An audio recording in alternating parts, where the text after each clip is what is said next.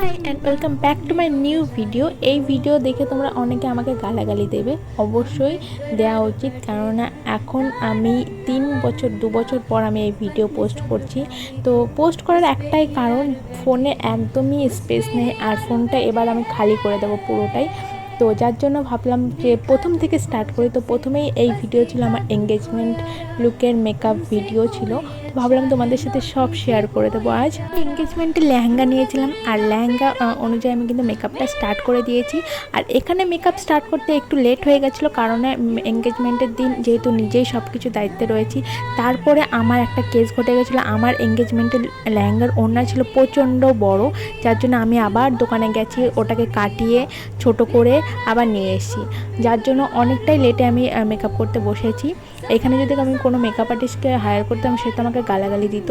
যাই হোক, আমি নিজেই মেকআপটা স্টার্ট করে দিই। এঙ্গেজমেন্টের প্রোগ্রামটা ছিল প্রদীপদের বাড়িতে, আর এখানে আমাদের বাড়ির সবাই রেডি হচ্ছিল যাওয়ার জন্য। আর টাইম দেওয়া ছিল আমাদের 10:30 থেকে 11টা। সেখানে আমরা মিনিমাম 11টা, 11:30 বেজে গেছিলো ওদের বাড়ি যেতে যেতে।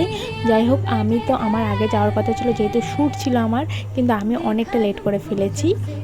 তো এখানে আমাকে বোন সাহায্য করে দিচ্ছিলো, আর এখানে বোনও রেডি হয়ে নিচ্ছিলো। আমি যতটুকু পারবো আমি ততটুকু আমি মেকআপটা কমপ্লিট করে দিয়েছি। আর এখানে বোন আমার হেয়ারটা করে দেবে। এখানে কিন্তু আমি কোনো হেয়ার এক্সটেনশন ইউজ করিনি, আর আমি ল্যাশও পরিনি, যেহেতু দিনের বেলা প্রোগ্রাম ছিল।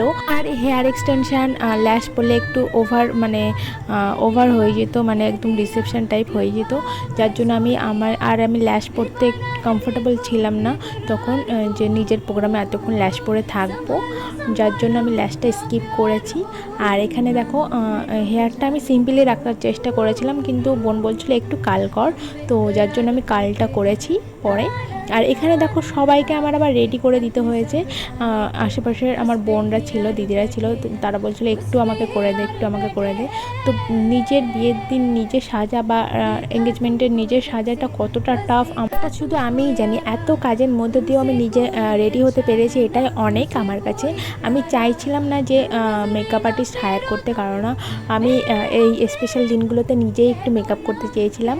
যেমনই হোক না কেন, সে খারাপ হোক বা ভালো হোক, তোমাদের কাছে খারাপ লাগতেই পারে, সেটা আমার কাছে একটা স্পেশাল দিন, আমার কাছে সত্যি এগুলো স্মরণীয় হয়ে থাকবে।